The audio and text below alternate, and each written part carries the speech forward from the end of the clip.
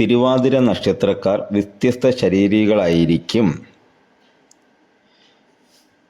ഇവർക്കൊരു വിശേഷതയുള്ളത് എല്ലാ വിഷയങ്ങളിലും പൊതുവെ ശോഭിക്കുമെന്നുള്ളതാണ്.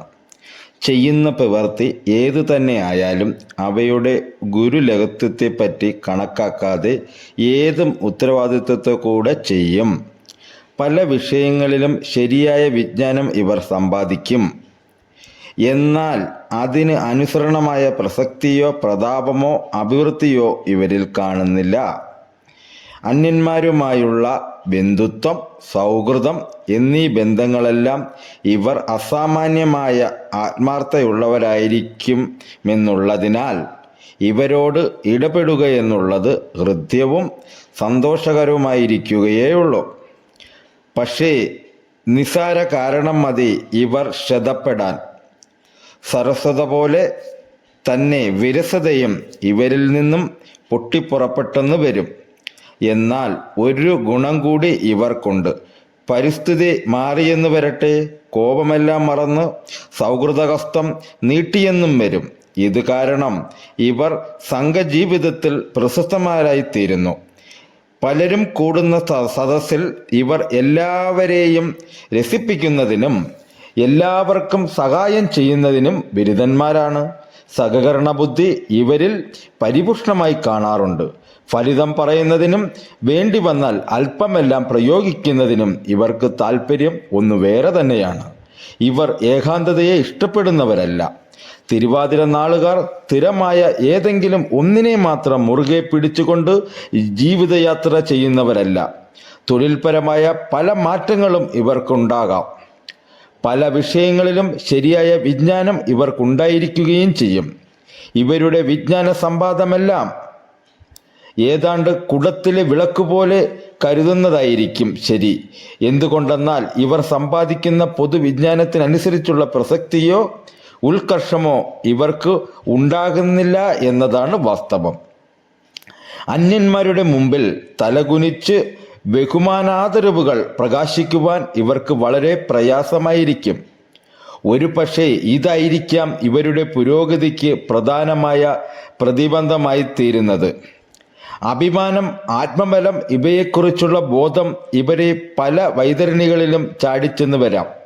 സൗഹൃദത്വവും യുക്തിയുക്തമായ സംസാരിക്കുന്ന സ്വഭാവവും ഇവർക്കുണ്ടായിരിക്കും. മെച്ചമായ ശാസ്ത്രീയ വിഷയത്തിലുള്ള ഗവേഷണം ഇവരെ സംബന്ധിച്ചിടത്തോളം വിജയകരമായിരിക്കും. വ്യവസായ വ്യാപാരങ്ങളിൽ ഇവർക്ക് പരാജയം സംഭവിക്കാറില്ല. പൊതുപ്രവർത്തനങ്ങളിൽ ശോഭിക്കുവാനുള്ള കഴിവും ഇവർക്ക് ജന്മസിദ്ധമാണ്. ആത്മാർത്ഥതയും നിഷ്പക്ഷതയും നിമിത്തം സംഭവിക്കുന്ന ദോഷങ്ങളെ മാത്രമേ ഈ രംഗത്ത് ഇവർക്ക് നേരിടേണ്ടി വരികയുള്ളൂ. തിരുവാതിര നാളുകാർക്ക് കാണുന്ന മറ്റൊരു വിശേഷം ഏത് കാര്യത്തിലും ഒന്നുപോലെ രണ്ട് ഉദ്ദേശങ്ങൾ കാണുമെന്നുള്ളതാണ്. വിദ്യാഭ്യാസ വിഷയത്തിലാണെങ്കിലും ഇത് തന്നെ. എന്ത് പ്രവൃത്തിയിൽ ഏർപ്പെട്ടാലും അതോടുകൂടെ തന്നെ മറ്റൊരു പ്രവൃത്തി കൂടി നിർവഹിക്കുവാൻ ശ്രമിക്കും. ഒരു യാത്ര ചെയ്താൽ രണ്ടിൽ കുറയാത്ത ഉദ്ദേശങ്ങൾ സാധിക്കണമെന്നായിരിക്കും ഇവരുടെ ആഗ്രഹം. അതിനനുസരിച്ചായിരിക്കും പ്രവർത്തനവും.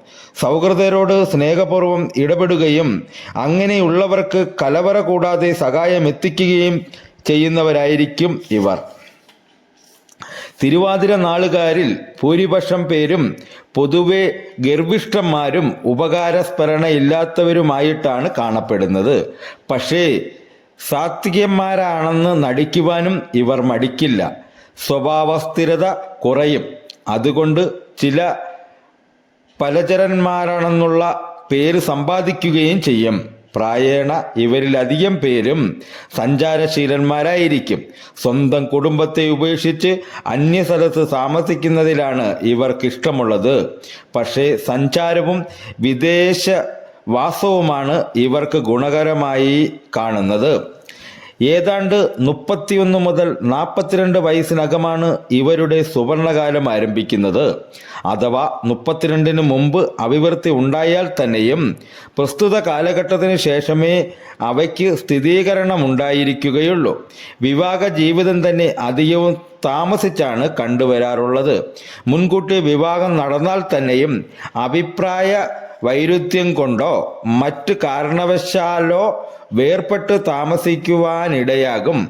ജീവിതത്തിൽ പല പരിവർത്തനങ്ങളെയും വൈഷമ്യങ്ങളെയും ഇവർക്ക് അഭിമുഖീകരിക്കേണ്ടി വരുമെങ്കിലും അവയൊന്നും പ്രകടമാക്കാതെ പ്രസന്നചിത്തന്മാരായി പൊതുജന രംഗത്ത് പ്രത്യക്ഷപ്പെടും. ഈശ്വരഭക്തിയോടൊപ്പം ഫലിതം പറച്ചിലും ഇവരെ പിന്തുടരുന്നതാണ്.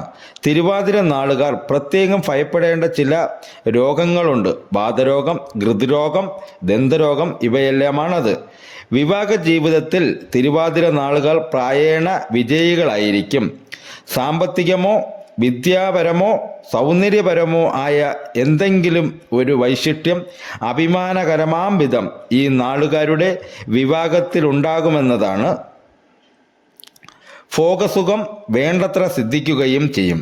ഈ നക്ഷത്രത്തിൽ വിദ്യാരംഭം ചെയ്യുന്നത് നല്ലതാണ്. വ്യവഹാരം തുടങ്ങുന്നതിനും അഗ്നി കൊണ്ട് ചെയ്തു തീർക്കേണ്ട കാര്യങ്ങൾക്കും ഈ നക്ഷത്രം നല്ലതാകുന്നു. രാഹു ദർശയിൽ ജനനം, തുടർന്ന് വ്യാഴം, ശനി, ബുധൻ, കേതു, ശുക്രൻ, ആദിത്യൻ, ചന്ദ്രൻ ഈ ക്രമത്തിൽ ദശാകാലങ്ങൾ. പ്രതികൂല നക്ഷത്രങ്ങൾ: പൂയം, മകം, ഉത്രം, ഉത്രാടം, മകരക്കൂർ. തിരുവോണം, അവിട്ടം, മകരക്കൂർ. അനുഷ്ഠിക്കേണ്ട കാര്യങ്ങൾ: ശനു, കേതു, സൂര്യൻ എന്നീ ദശകളിൽ ഇവർ വൃതിപ്രകാരം ദോഷപരിഹാരങ്ങൾ അനുഷ്ഠിക്കണം. ഇവർ രാഹുവിനെയും സർപ്പങ്ങളെയും ഭജിക്കുന്നത് നല്ലതാണ്. ജന്മനക്ഷത്ര ദിവസം സർപ്പക്ഷേത്ര ദർശനം നടത്തുകയും വഴിപാടുകൾ കഴിക്കുകയും ചെയ്യുക. തിരുവാതിര, ചോതി, ചതയം നാളുകളിൽ രാഹു പ്രീതി കർമ്മങ്ങൾ അനുഷ്ഠിക്കുക. സർപ്പക്കാവിൽ കരിമരം വെച്ച് പിടിപ്പിക്കുക. രാശ്യാധിപനായ ബുധന്റെ പ്രീതിക്കുള്ള കർമ്മങ്ങളും ഇവർ അനുഷ്ഠിക്കുന്നത് നന്നായിരിക്കും. കറുപ്പ്, കടും നീല എന്നീ നിറത്തിലുള്ള വസ്ത്രങ്ങൾ ഇവർക്ക് ശുഭകരമായിരിക്കും. നക്ഷത്രമൃഗം: പട്ടി. വൃശ്യം കരിമരം. ഗണം മനുഷ്യഗണം. യോനി സ്ത്രീ. പക്ഷി ചകോരം. ഭൂതം ജലം.